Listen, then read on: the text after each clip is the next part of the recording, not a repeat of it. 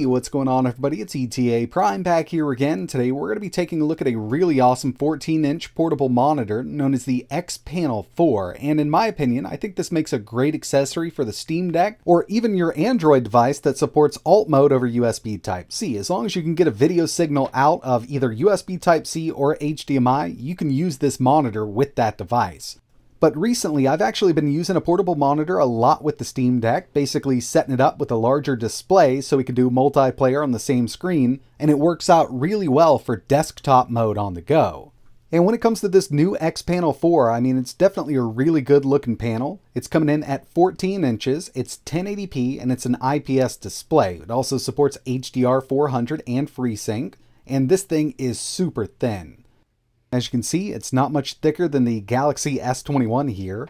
It's also super light, easy to throw in a bag, and it's got dual stereo speakers built in. Plus, we've got a matte finish here, so we don't get all of that reflection like some of these portable monitors on the market right now. One important thing to note here with this monitor is it's not a touch display, so you're not going to get any touch functionality out of it. You can always opt to get one of those, but personally, I kind of like them without it because they do come in much cheaper, and the viewing angles are going to be much better.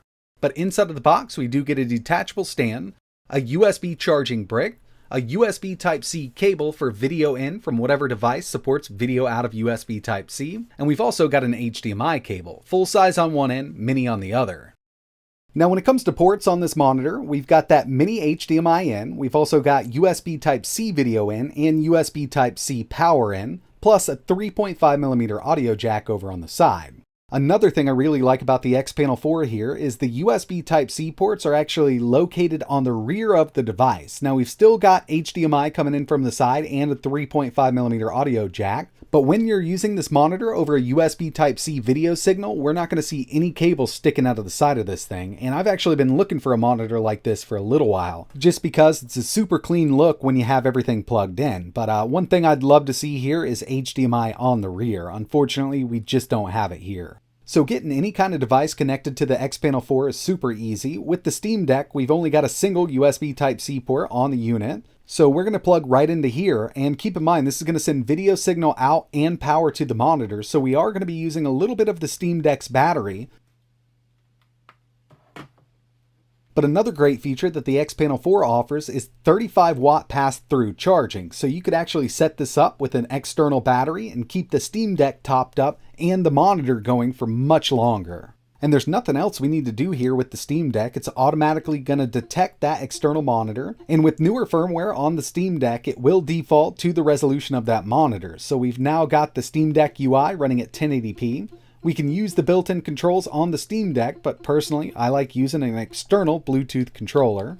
And we've got dual stereo speakers here with the monitor itself, but we can always default to the built-in speakers on the Steam Deck if you want to. I mean, it's really up to you. I'll tell you that the Steam Deck speakers are a bit louder than the ones on this monitor here, so that might be something you want to do. But all you really need to do is head over to Settings, Audio, and you can choose that audio output. And with this external display and newer firmware, we've got the option to change the resolution. We can just go to the default, defaulted to 1080. And while we're playing a game, we can actually get that resolution to go up to 1080. But keep in mind, you know, with the newer AAA stuff, you might just want to keep it at 720. And since we now have a 16:9 aspect ratio display, 720 is going to be the sweet spot here instead of 800p. So right now, the way I have everything set up, the Steam Deck's internal battery is actually taking care of the power for the monitor over that USB Type-C connection. But we do have 35 watt pass-through charging, and a battery that I've been using since the Steam Deck was released was this one here. I'll leave a link to it. It's a 65 watt, 10,000 milliamp hour battery, and it does get the job done. It'll add an hour and a half to 2 hours of gameplay to your Steam Deck, which is definitely welcome. And all we need to do is go ahead and plug this into the other USB Type-C port on the rear of the monitor. And keep in mind, you could always use a wall charger, but to keep everything portable, I've got this battery here. It just kind of stays with me when I'm traveling with the Steam Deck. And now we're actually sending power to the monitor from the battery, and in turn, we're passing through 35 watts of juice to the Steam Deck's battery, charging it up at the same time. And since those USB Type-C ports are on the rear of the monitor, you can actually clean this up to make it look really nice while it's sitting there on the desk.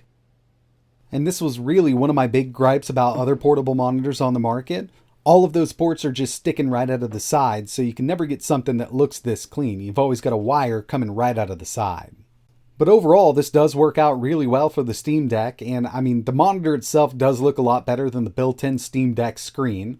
1080p, IPS, we've got HDR 400, and it also supports FreeSync over USB Type-C and HDMI. And right now, I don't think FreeSync is implemented with the Steam Deck over USB Type-C. It would be really nice to get this in the future, but just keep in mind that this little monitor does support it, so if you've got another device that supports FreeSync, it will work. And yeah, I mean, we've got a really good color range here with this monitor. I think these colors really pop on this thing. And being an IPS display, we've got great viewing angle.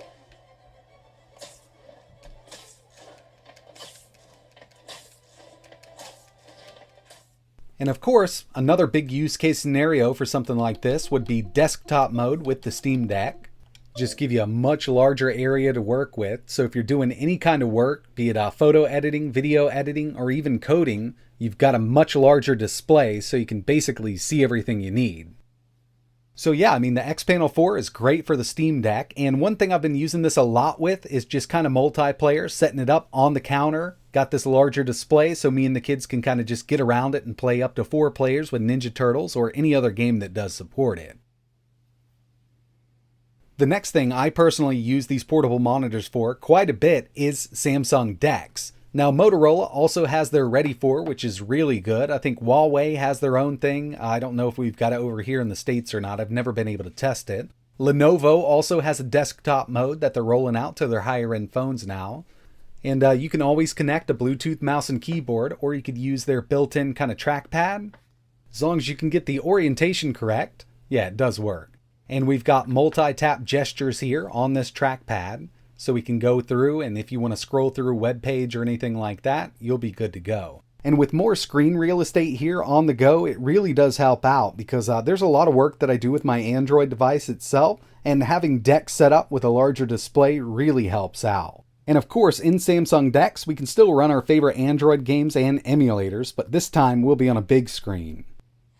So I've been enjoying the Xpanel 4 on a bunch of different devices. I do love the design here, really thin form factor. The fact that we have those USB Type-Cs on the rear of the unit is a big plus in my opinion. And this thing is coming in at $140. I think you can get it on Amazon or their website. I'll leave some links in the description. But as long as your device supports HDMI out, a video signal over HDMI, or video over USB Type-C, be it alt mode from Android, this portable monitor will work with that device. But that's going to wrap it up for this one. Really appreciate you watching. I kind of wanted to show this off. This is the one I've been using for the past couple weeks. And yeah, I mean, it's worked out really well. If you're interested in learning more, I'll leave some links in the description. If you have any questions, let me know in the comments below. And like always, thanks for watching.